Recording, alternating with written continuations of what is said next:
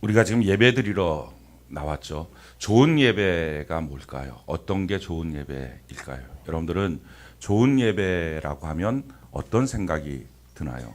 아, 이 교회 참 예배가 좋다, 좋은 예배다라고 말할 때 어떤 것이 있으면 좋은 예배다 이런 생각을 하실까요? 좋은 예배는 예배가 끝난 다음에 볼 수 있는 것입니다.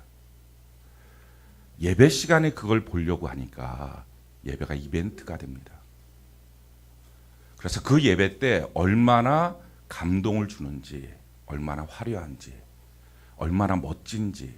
그래서 좋은 예배를 멋진 예배 이렇게 동일시합니다.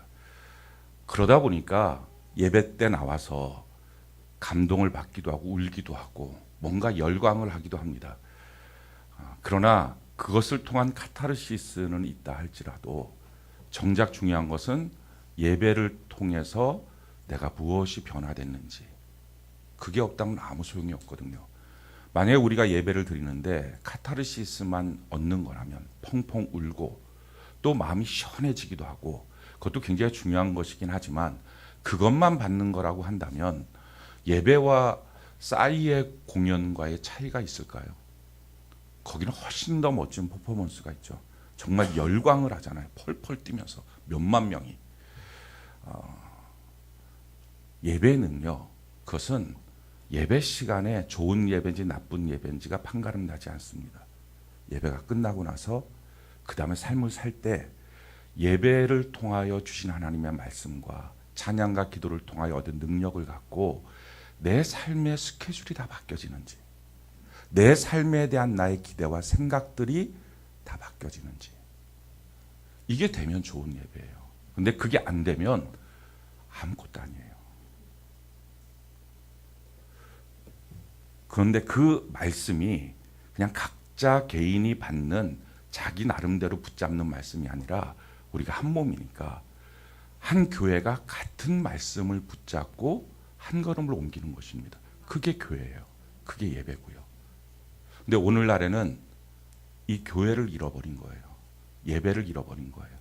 예배가 그냥 이벤트가 됐어요. 그래서 예배를 참여하고 나서 마음이 시원하면 은혜 받았다 그래요. 그리고 삶은 지난주와 똑같아요. 자기의 스케줄도 똑같아요. 자기가 무엇인가를 행하고 결정하는 것도 똑같아요. 카타르시스를 받은 것뿐이에요. 그리고 더군다나 그것이 각자의 말씀으로 그냥 사는 거예요. 우리가 몸인데 고린도전서 1장 9절 10절에 보면 같은 말 같은 마음 같은 생각으로 온전히 합하라 했는데 그냥 다 각자의 말씀을 붙잡고, 그러니까 심지어는 자기 말씀을 자기가 선택하는 거예요. 붙잡는 거예요. 그러다 보니까 그것이 고집인지 신앙인지 자기도 구분이 안 가는 거예요. 이게 정말 하나님의 뜻인지 아니면 자기가 그냥 우격다짐을 하고 있는 건지.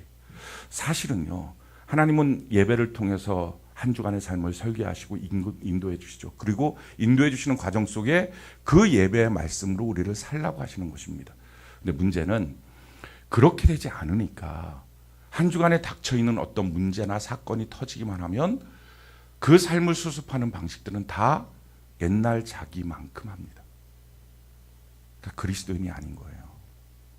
자기는 몇 가지의 신앙을 붙잡고 산다고 하지만 그것은 주님이 인도하시고 섭리하신 길로 가지 못하는 것입니다.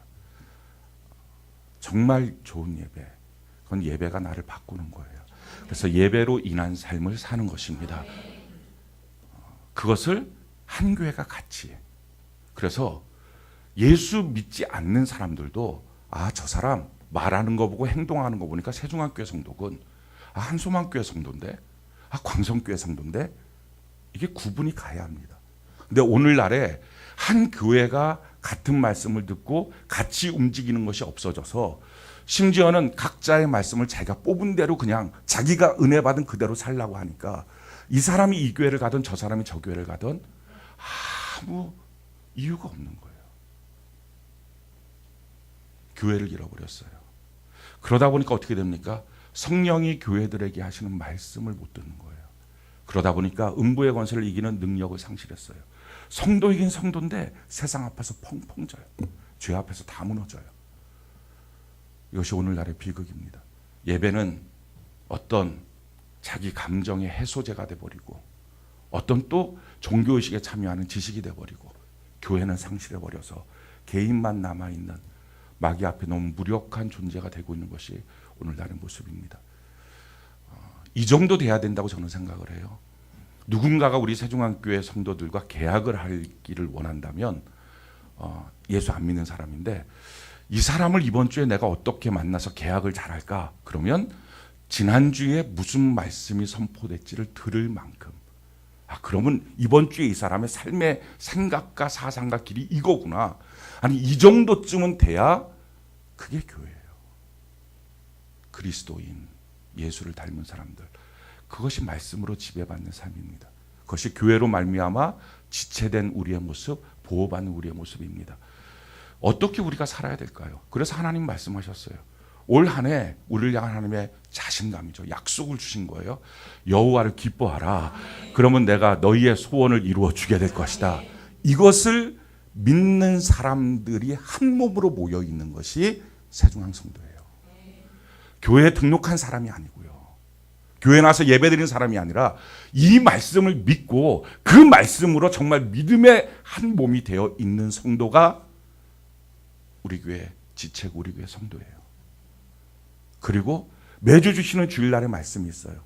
그 말씀으로 우리의 삶의 토대가 열리는 것입니다. 그 말씀을 갖고 그 지난주의 말씀 예배를 선택하라. 예배를 드리면 하나님이 너희를 변화시켜 주실 것이다. 우리 삶에 있는 문제는 뭐예요? 내 안에 들어와 있는 세대예요. 그러니까 세상이 들어와서 생긴 문제. 그러니까 어떤 문제가 딱 터지면 그 문제에 대해서 어떻게 봐야 합니까? 누구 죄냐? 이거 따지는 거 아니에요. 누구 문제냐? 이거 따지는 게 아니라 세상이 들어와 있는 거구나. 지금 이 문제구나. 이 세상을 몰아내야 되겠구나 하는 마음을 갖고 몰아내는 방법이 뭐라고요? 자기의 결심이 아니라 예배를 선택해야지. 그거 갖고 문제를 해결하는 거예요. 그거 갖고 문제를 선택하고 이겨나가는 거예요. 그런데 문제는 그 말씀을 상실해버리니까 각자 생긴 문제들 앞에 자기의 살았던 삶의 방식대로 선택해요. 그러니 말씀이 없는 거예요. 그러니 이번 주에 무엇으로 승리해야 될지에 대한 자원을 잃어버린 거예요. 그러고 나서 여러분들이 큐티를 하잖아요. 그 말씀의 토대 위에 여러분들 각자의 집을 짓는 거예요. 어떤 사람은 2층 양옥집, 어떤 사람은 나무로 만든 통나무집, 이런 각자의 스타일대로의 그 큐티 말씀을 통해서 하나님이 원하시는 설계대로 집을 짓는 거예요. 그리고 수요일날 금요일날 예배는 그 집의 기둥과 대들보를 세우는 거예요. 그것이 예배로 인한 삶, 예배를 위한 삶. 사랑하는 성도 여러분, 저는 우리 모두가 말씀의 지배를 받았으면 좋겠어요. 예배의 지배를 받았으면 좋겠어요. 그러니까 이렇게 하는 일을 역행하는 것들에 대해서 우리가 이기려고 하는 근력이 있어야 됩니다. 그게 그리스도인이에요.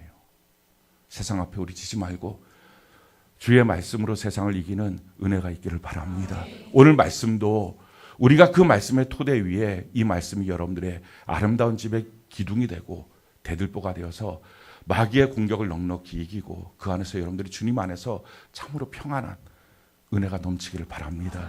오늘 말씀은 어린 양의 혼인잔치에 관련되어 있는 말씀입니다. 이 말씀은 사실은 16장에 있는 말씀에 대한 설명이에요. 16장에 세상 나라의 마지막 멸망에 대해서 말씀하시면서 그 멸망에 대해서 설명을 하는 것이 17, 18, 19장 이 세 장을 통해 설명을 합니다. 우리 요한계시록 16장 17절 19절 우리 같이 한번 읽어볼까요? 시작. 일곱째 천사가 그 대접을 공중에 쏟음에 큰 음성이 성전에서 보좌로부터 나서 이르되 되었다 하시니 번개와 음성들과 우레소리가 있고 또 큰 지진이 있어 얼마나 큰지 사람이 땅에 있어 온 이래로 이 같은 큰 지진이 없었더라. 큰 성이 세 갈래로 갈라지고 만국의 성들도 무너지니 큰 성 바벨론이 하나님 앞에 기억하신 바 되어 그의 맹렬한 진노의 포도주 잔을 받으매. 지금 큰 성 바벨론 세상 나라의 멸망에 대해서 16장에 설명을 합니다. 그러고 나서 마지막 이런 심판이 있게 되는데 그렇다면 이 세상 나라의 멸망이 도대체 어떤 모습으로 오는지에 대해서 구체적으로 설명한 내용이 17장, 18장, 19장입니다. 17장의 내용은 이 세상 나라의 기본 핵심이 뭐냐? 큰 음녀의 미혹이라는 것입니다. 그래서 우리가 이 사실을 알아야 됩니다. 큰 음녀가 무엇을 합니까? 하나님부터 떠나게 합니다. 그래서 자기 자신을 잘 점검해 봐야 돼요. 자기가 하는 모든 결정들이 하나님께로 가까이 가게 하는 결정이지 하나님으로부터 자꾸 떠나게 하는 결정이지. 이게 지금 자기한테 좋으냐 나쁘냐를 따지는 게 아니고요. 가까이 가느냐 멀리 가느냐 이 마음을 갖고 살펴봐야 합니다. 그러니까 마귀는 끊임없이 우리에게 하나님으로부터 떠나게 만드는 큰 음녀의 도전들이 있는데 마지막 날에 그것이 심판의 조건이 된다는, 그 음녀에게 속한 자들이 심판받는다는 것입니다. 자, 그러면 무엇으로 떠나게 하느냐? 그 내용이 18장이에요. 그것이 세상 나라의 핵심인데 권력과 돈으로 우리를 하나님으로부터 떠나게 합니다. 그러니까 오늘날 사람들이, 성도들이 무너지는 이유가 뭡니까? 돈이에요. 권력이에요. 회사, 자리, 위치. 그거에 대해서 정신을 못 차리는 거예요. 그거를 얻으면 다 얻었다고 생각하는 거예요. 거기서 빨리 나와야 된다는 거예요. 너희 그 자리가 지금 멸망의 자리라는 거예요. 그러면서 19장에 가서는 그런 멸망의 모습에 대해서 구체적인 모습이 뭔지 다른 시각으로 보여줍니다. 이 19장 1절부터 10절까지의 내용은 하늘의 광경이 보여요. 그리고 11절부터 21절까지는 땅의 광경이 보입니다. 그러니까 그 마지막 심판의 때에 똑같이 심판의 모습이 있는 게 아니라 하늘에 올라간 자들이 있고요, 땅에서 심판받은 자들이 있다는 거예요. 그래서 이것을 휴거의 사건이라고 성경은 기록하고 있어요.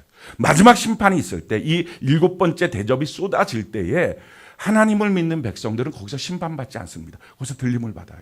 그래서 하늘나라에서 주님과 더불어 어린 양의 혼인잔치의 신부로서 참여합니다. 그리고 이 땅에 남아있는 사람들이 이와 같은 11절부터 21절까지의 심판 속에 있는 거예요. 이 심판의 내용이 뭐냐면은 하나님과 인간의 전쟁입니다. 우리가 16장에서 그 내용을 살펴봤어요. 16장에서 사람이 악해지다 보니까 창조주 하나님을 향해서 제가 대적을 해요. 사실은 그 내용이 마지막에 실질적인 전쟁 이전에 우리의 마음속에 이미 있어요. 하나님의 말씀에 대해서 싫어해요. 대적해요. 그렇게 하고 싶지가 않은 거예요. 왜 내 삶을 자꾸 힘들게 만드느냐? 하나님을 향해서 도전하고 싶은 마음들이 있어요. 이것이 우리 안에 숨겨져 있는 마음입니다. 그리고 그 마음이 뭉쳐져서 마침내 하나님과 싸움을 벌여요. 그 내용을 이렇게 설명하죠. 요한계시록 16장 13절 14절 우리 같이 한번 읽어볼까요? 시작. 또 내가 보매 개구리 같은 새 더러운 영이 용의 입과 짐승의 입과 거짓 선지자의 입에서 나오니 그들은 귀신의 영이라 이적을 행하여 온 천하 왕들에게 가서 하나님 곧 전능하신 이의 큰 날에 있을 전쟁을 위하여 그들을 모으더라. 하나님과 전쟁하기 위해서 모으는 것입니다. 누가 이걸 하고 있어요? 귀신들이 하고 있어요. 그러니까 이 마지막 때 우리가 기억해야 될 것은 우리만 사는 게 아니라 우리로 하여금 우리의 마음속에 하나님의 말씀을 향해서, 하나님을 향해서 대적하게 만드는 악한 마귀, 더러운 귀신들의 역사가 있다는 것입니다. 그래서 자꾸 마음이 말씀으로부터 멀어지는 거예요. 싫은 거예요. 예배가 싫어지는 거예요. 부담스럽고 힘들어지는 거예요. 이런 일들이 우리 마음속에 일어나게 만드는 이유, 이게 바로 악한 영들의 도전입니다. 그 전쟁에 대해서 어떻게 성경은 설명하고 있습니까? 우리 11절 볼까요? 오늘 본문 말씀 11절부터 14절까지 같이 한번 읽어봅시다. 시작. 또 내가 하늘이 열린 것을 보니 보라 백마와 그것을 탄 자가 있으니 그 이름은 충신과 진실이라. 그가 공의로 심판을 싸우더라. 그 눈은 불꽃 같고 그 머리에는 많은 관들이 있고 또 이름 쓴 것 하나가 있으니 자기밖에 아는 자가 없고 또 그가 피 뿌린 옷을 입었는데 그 이름은 하나님의 말씀이라 칭하더라. 하늘에 있는 군대들이 희고 깨끗한 세마포 옷을 입고 백마를 타고 그를 따르. 그러니까 이 백마를 타신 예수님이 그 싸움에 전쟁의 대장이 되셔서 지금 그 뒤를 따른 천군 천사들과 더불어서 세상의 사람들을 향해서 심판하고 싸우는 것입니다. 그러니까 그 싸움의 모습을 통해서 뭐라고 어떻게 말합니까? 15절에 보니까 예리한 칼이 입에서부터 나와서 그들을 다 심판하는데 17절, 18절 참 잔인한 그 잔혹한 모습을 우리가 보게 되죠. 같이 한번 읽어봅시다. 시작.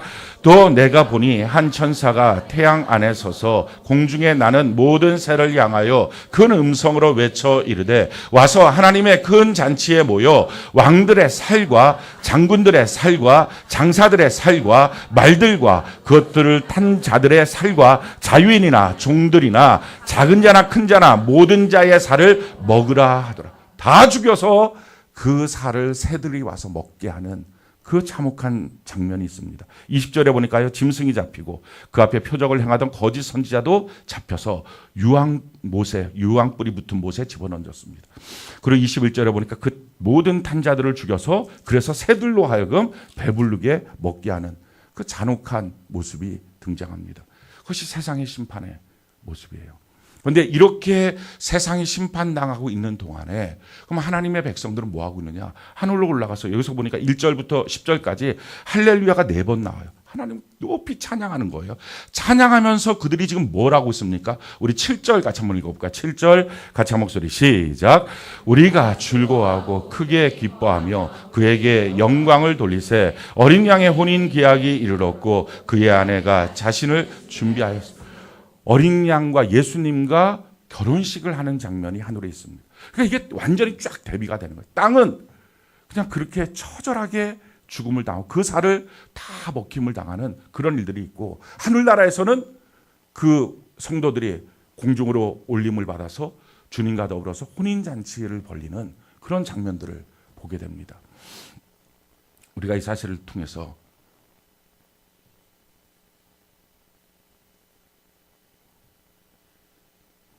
깨닫게 되는 것은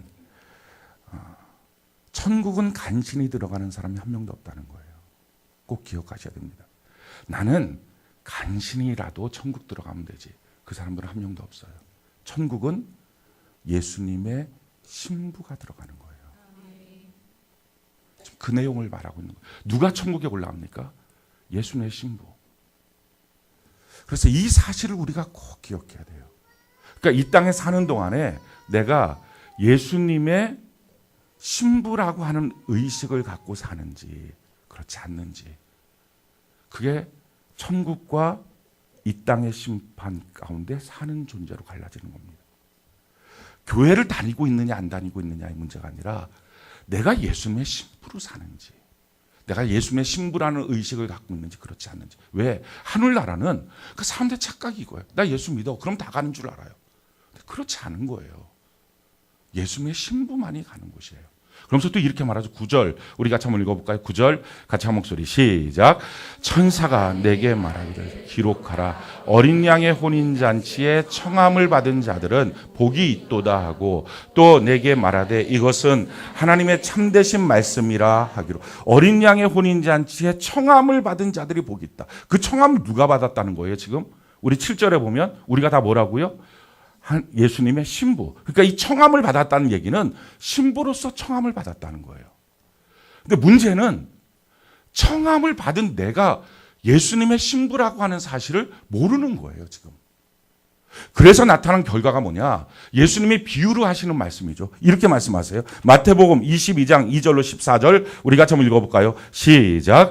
천국은 마치 자기 아들을 위하여 혼인잔치를 베푼 어떤 임금과 같으니 그 종들을 보내어 그 청한 사람들을 혼인잔치에 오라 하였더니 오기를 싫어하거늘 다시 다른 종들을 보내며 이르되 청한 사람들에게 이르기를 내가 오찬을 준비하되 나의 소와 살찐 짐승을 잡고 모든 것을 갖추었으니 혼인잔치에 오소서 하라 하였더니 그들이 돌아보지도 않고 한 사람은 자기 밭으로 한 사람은 자기 사업하러 가고 그 남은 자들은 종들을 잡아 모욕하고 죽이니 임금이 노하여 군대를 보내어 그 살인한 자들을 진멸하고 그 동네를 불사르고 이에 종들에게 이르되 혼인잔치는 준비되었으나 청한 사람들은 합당하지 아니하니 내 거리 길에 가서 사람을 만나는 대로 혼인잔치에 청하여 오라 한데 종들이 길에 나가 악한 자나 선한 자나 만나는 대로 모두 데려오니 혼인잔치에 손님들이 가득한지라. 임금이 손님들을 보러 들어올세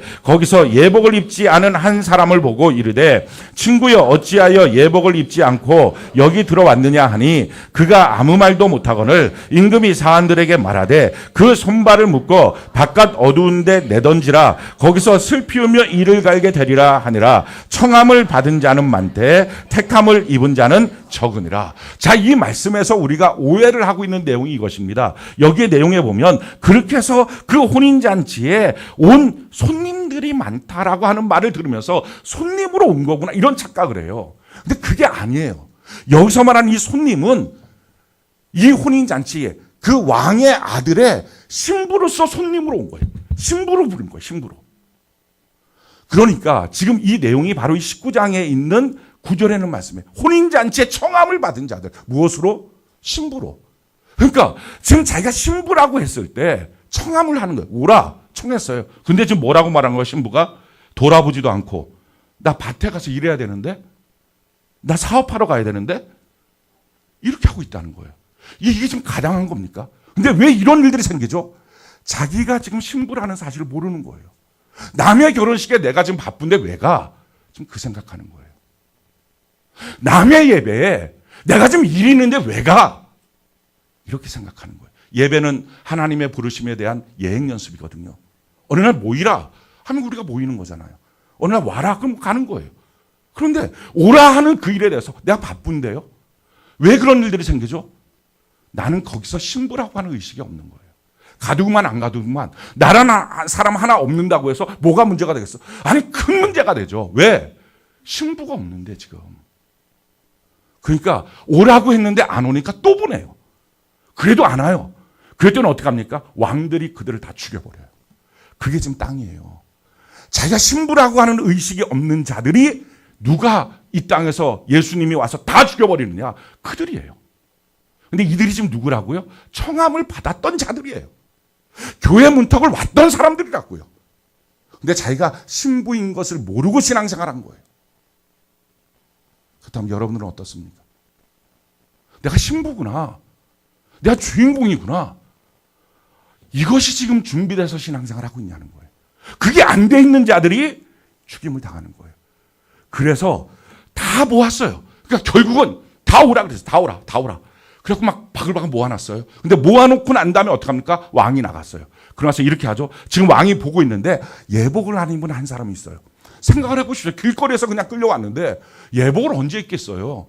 입을 틈도 없겠죠. 뭐 예복을 준비한 것도 아니고. 근데 예복 안 입은 그 사람을 향해서 왕이 뭐라고 그래? 이거 빨리 끌어내버려. 밖으로 완전히 없애버려. 죽여버려. 지금 그러는 이게 너무 가혹하지 않습니까? 이유가 있는 거예요. 신부니까. 그러니까 이 사실을 모르면 지금 이 말씀의 의미가 뭔지를 전혀 모르는 거예요. 우리 신앙생활이 왜 그렇게 해야 되는지도 전혀 모르는 거예요. 마지막 때에 분류가 뭐라고요? 신부인지 아닌지예요. 교회의 교인인지 아닌지가 아니라.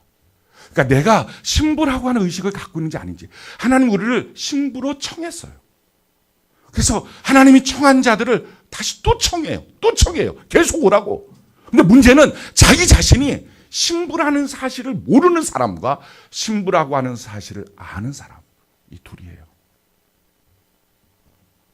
오늘 우리가 예배를 통해서 내가 신부라는 사실을 깨닫게 되는 은혜가 있기를 바랍니다. 그리고 신부로서 뭘 준비를 해야 되는지 이걸 우리가 알아야 되는 거예요.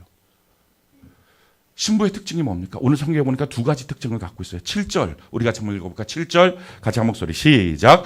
우리가 즐거워하고 크게 기뻐하며 그에게 영광을 돌리세 어린 양의 혼인 기약이 이르렀고 그의 아내가 자신을 준비하였습니다. 제일 첫 번째 특징 신부의 특징은요. 크게 기뻐했어요.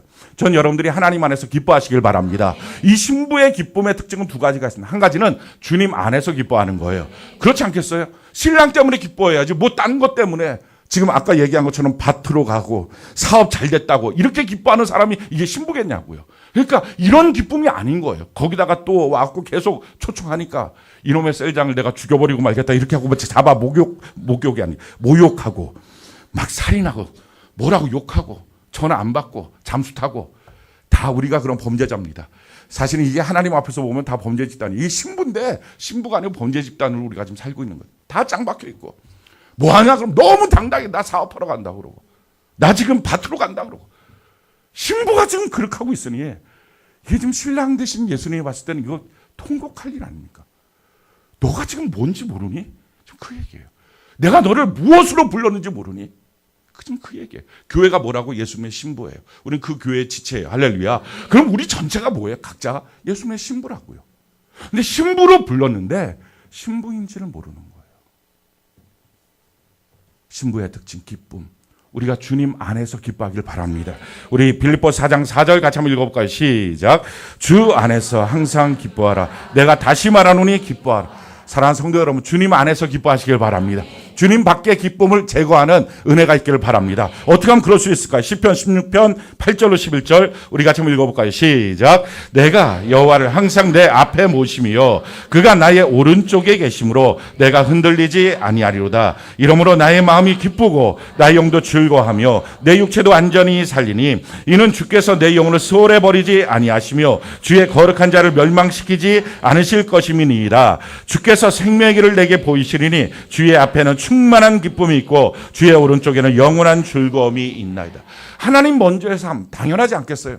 신부가 우리 신랑 그게 항상 먼저일 때 그 신랑 때문에 기쁨이 있을 거 아니에요. 그 기쁨이 있어야 된다는 거예요. 또 한 가지 이 기쁨은요, 기다림의 기쁨이에요. 손꼽아 기다리면서 그날 만나지 이렇게 손꼽아 기다리면서 기뻐하는 거.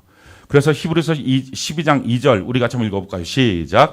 믿음의 주여 또 온전하게 하시는 이인 예수를 바라보자. 그는 그 앞에 있는 기쁨을 위하여 십자가를 참으사 부끄러움을 개의치 아니하시더니 하나님 보좌 우편에 앉으셨니. 현재의 고난 속에서 절망하지 말고 신랑 되신 예수님을 만나는 기쁨으로 충만해지시길 바랍니다. 로마서 8장 18절 같이 한번 읽어볼까요? 시작. 생각하건대 현재의 고난은 장차 우리에게 나타날 영광과 비교할 수 없다. 아멘, 아멘. 우리가 이 믿음을 갖는 은혜가 있기를 바랍니다. 그래서 눈물을 흘리며 씨를 뿌리는 자가 기쁨이 있습니다. 지금 우리가 눈물 흘리는 상황이라 할지라도 주님 안에서 씨를 뿌리는 은혜가 있기를 바랍니다. 자, 또 하나가 있어요. 이런 기쁨이 신부의 특징. 그러니까 우리 마음속에 지금 기쁨이 있는지를 점검해 보라는 거예요. 내가 신부다라고 하는 순간부터 우리는 기쁨이 충만해져야 합니다. 또 한 가지의 특징은요. 예수님도 스타일이 있어요. 성경에 자꾸 누구나 아무든지 뭐 이렇게 자꾸 하니까 예수님은 스타일이 없는 줄 알아요. 뭐든지 다 좋아하시는 줄 알아요. 절대 예수님은 잡식성이 아니에요. 성경은요, 예수님과 함께 거할 수 있는 스타일을 분명히 정해놨어요. 성경이 이렇게 우리에게 말하고 있어요. 8절, 우리 같이 한번 읽어볼까요? 신부의 특징 8절 같이 한 목소리 시작. 그에게 빛나는 깨끗한 세마포 옷을 입도록 허락하셨으니 이 세마포 옷은 성도들의 옳은 행실이로다. 세마포가 준비돼야 돼요. 아까 길거리에서 막 부른 사람이 예복이 준비가 안 되니까 쫓겨났습니다. 그냥 왔다고 되는 게 아니고요. 이게 준비가 안 되면 쫓겨나요. 그러니까 예수님이 원하는 스타일이 있는 거예요. 그 옷을 입어야 돼요. 그럼 그 예수님이 원하는 옳은 행실의 스타일이 뭡니까? 그게 성경에 기록되어 있어요. 자, 시편 15편 1절로 5절 우리 같이 한번 읽어볼까요? 시작. 시편 15편 1절로 5절 같이 한 목소리 시작. 여호와여, 다시 한번 같이 한번 읽어봅시다. 시작. 여호와여 주의 장막에 머무를 자 누구오며 주의 성산에 사는 자 누구오리까? 정직하게 행하며 공의를 실천하며 그의 마음에 진실을 말하며 그의 혀로 남을 허물하지 아니하고 그의 이웃에게 악을 행하지 아니하며 그의 이웃을 비방하지 아니하며 그의 눈은 망령된 자를 멸시하며 여호와를 두려워하는 자들을 존대하며 그의 마음에 서운한 것은 해로울지라도 변하지 아니하며 이자를 받으려고 돈을 구워주지 아니하며 뇌물을 받고 무죄한 자를 해하지 아니하는 자이니 이런 일을 행하는 자는 영원히 흔들리지 아니하리로다. 주님이 이렇게 말씀합니다. 여호와의 주의 장막에 머무를 자가 누구며 그 성산에 사는 자가 누구입니까? 그러니까 하나님의 집에 같이 거할 신부의 조건을 말하고 있는 거예요. 그럼 그 신부의 조건이 뭐라고요? 4가지가 준비돼야 된다. 제일 첫 번째 마음이에요. 2절에 보니까 그 마음이 정직하고 마음이 공의롭고 마음에 진실이 있는 거예요. 우리 마음이 준비돼요. 두 번째는 혀가 준비돼야 돼요. 이 혀를 갖고 남을 허물하지 않고 다른 사람 욕하지 않고 그 이웃에게 악한 말들을 하지 않고 그 이웃을 비방, 정죄하고 판단하지 않고 이 혀를 갖고. 세 번째는 눈이에요. 그의 눈을 갖고 망령된 자를 멸시하며. 이 망령된 자라는 뜻은요. 잠언 21장 24절 우리 같이 한번 읽어볼까요? 자, 시작. 무례하고 교만한 자를 이름하여 망령된 자라 하나니 이는 넘치는 교만으로 행함. 그러니까 교만한 사람이에요. 누구 앞에서? 하나님 앞에서. 그러니까 하나님 앞에서 자기가 꽤 뭔가 된 사람인 것처럼 의시되는 거. 교회 앞에서 자기가 뭔가 굉장한 사람인 것처럼 의시되는 사람을 뭐하라고요? 멸시해야 돼요.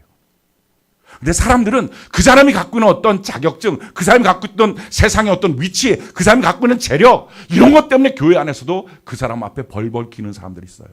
그 사람들은 신부에서 제외되는 거예요. 주님은 그런 사람들을 향해서는 너가 멸시를 해야 된다는 거예요. 그리고 또 뭐라고 말합니까? 여호와를 두려워하는 자들을 존대해야 된다는 거예요. 그런 눈을 가져야 된다는 거예요. 그리고 네 번째, 그것은 돈이에요. 그의 마음에 서운한 것은 해로울지라도 변하지 아니하며 이자를 받으려고 돈을 구워주지 아니하며 뇌물을 받고 무지한 자를 해하지 아니하는 자. 돈 갖고 돈질하지 말라 하는 것입니다. 사랑하는 성도 여러분, 신부라면, 제가 신부라면 예배에 나오는 것이 대단한 헌신일까요? 그 자체가 신부가 아닌 거예요. 너무 당연한 거 아니에요? 자기 결혼식에 나오는 것이, 신부가 자기 결혼식에 참여하면서 오늘 나 너무 큰 헌신을 했어. 진짜 내 얘기 한번 들어볼래? 그러면 주변 사람들이 다 맛이 갔다고 그렇게 해요. 왜 이런 일들이 생기죠? 신부라고 생각을 안 해서 그래요. 지금 문제는 오늘날 성도들이 신부라고 생각을 안 해요. 주님이 나를 지금 신부로 부르시고 있다는 생각을 안 갖고 있는 거예요. 주기철 목사님이 신사참배를 반대를 하셨잖아요. 그래갖고 옥고를 치렀습니다.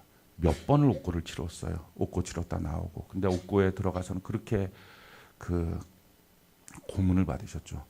그러니까 못을 다 박은 이 못판을 놓고 그 위를 걷게 했어요. 자기만 걸은 게 아니라 자기 자식도 주기철 목사님 보는 앞에서 걷게 하고, 그 자식이 비명을 지를 때 그러니까 절 한번 해봐 그렇게 한 거예요. 근데 이렇게 몇 번을 하고 옥에서 넣었다가 다시 나왔다. 그냥 옥에 계속 있었으면 차라리 날 수도 있어요. 사람들이 제일 무서운 게 구속에 당했다가 구속 적부심을 풀려났는데 검찰이 와서 또 집어넣겠다고 할 때가 제일 겁난다 그래요. 그러니까 이렇게 하고 나온 거예요. 나왔는데 순사들이 또 온 거예요. 아침밥을 드시고 있는데 그 주기철 목사님의 전기 기록에 그러더라고요. 근데 순사들 와서 나와 주기철 이제 또 잡아가는 거예요. 근데 그게 주기철 목사님의 아들이 그걸 쓴 건데 안 나오시고 방에 있었대요. 그 소리를 듣고 이렇게 가족들이 들어가 본 거예요. 그랬더니 주기철 목사님이 바르르 떨면서 울고 계시더래요. 그 약함이 있는 거예요. 그동안 당했던 그 고난 속에 들어가면 더 그럴 걸 아니까 그 약함이 있는 거예요. 바르르 떨면서 무서워서. 누군들 안 그러겠어요. 근데 그렇게 하고 있는데 사모님이 우리가 다 기도할게요. 그 말 듣고 끄덕끄덕 고개를 흔들고 일어나신 거예요. 그래서 나왔어요. 그리고 잡혀갔어요. 거기서 순교하신 거예요. 근데 그렇게 잡혀가서 가장 힘들었던 게 뭐냐면은 같은 교단 목사님들이 찾아오신 거예요. 찾아와서 이렇게 목사님들이 말한 거예요. 너만 예수 믿니? 우리가 다 예수 믿어. 너 때문에 우리 교단이 다 망해. 너 지금 그게 얼마나 교만인 줄 알아? 뭐 너만 신앙이 있어? 이거 국민 의례잖아. 그냥 가서 절하는 게 뭐가 문제야? 너 때문에 성도들 다 끌려가고 다 죽고. 이게 지금 뭐 하는 짓이야? 너 왜 이렇게 이기적이야? 그 말이 너무 힘들었대요. 우리도 종종 그런 말을 듣습니다. 너만 예수 믿니? 다른 사람들은 그렇게 안 하는데 왜 너만 그래? 주기철 목사님 생각을 했대요. 왜 나만 그러지? 정말 이 사람들은 다 목사님들인데 자기보다 선배 목사님들이기도 하고 참 존경했던 후배 목사님들이기도 하는데 왜 그들은 이게 너무 쉬운데 왜 나는 안 되지? 그러다 주기철 목사님 고백한 내용이 바로 이거예요. 난 예수님의 신부구나. 그거였어요. 난 예수님의 신부구나. 그리고 그 못판을 걸으시다가 순교를 하신 거예요. 난 예수님의 신부구나. 우리가 어느 때 왜 너만 그런 식으로 믿어? 그렇게 안 믿어도 되잖아. 할 때 우리가 고백을 해야 돼요. 그래, 난 예수님의 신부구나. 내가 그냥 성도 같으면, 내가 그냥 교인들 같으면 그럴 수도 있지. 근데 왜 나는 그게 안 되지? 왜 나는 이 한 번이 안 되지? 계속 순사들이 그런 거예요. 한 번만. 근데 난 왜 이렇게 한 번이 안 되지? 사람들이 와서 다 이기적이라고. 너 때문에 분위기 다 망친다고. 우리도 종종 그런 말 듣습니다. 너 때문에 집안 분위기 다 망친다고. 너만 한 번 꺾으면 다 편해질 걸. 왜 너 때문에 고집 부리고 너 왜 이렇게 교만하냐고. 그럴 때 우리가 한번 자문해 보는 거예요. 왜 난 그게 안 되지? 신부구나. 내가 신부구나. 사랑하는 성도 여러분, 우리의 삶에 있어서 주님이 보시는 게 바로 이거예요. 천국과 지옥의 갈림길, 마지막 때에 하늘과 땅에 내가 어디에 속해 있을 것인지 주님 우리를 부르십니다. 그 부르심 앞에 내가 신부라는 사실을 알고 오늘 하루하루를 사는 사람이 주님 앞에 들림받고요. 그게 아니면 땅에 있는 거예요. 성경이 우리에게 이렇게 말합니다. 로마서 12장 1절 우리가 좀 읽어볼까요? 시작. 그러므로 형제들아 내가 하나님의 모든 자비하심으로 너희를 권하노니 너희 몸을 하나님이 기뻐하시는 거룩한 산 제물로 드리라. 이는 너희가 드릴 영적 예배니라.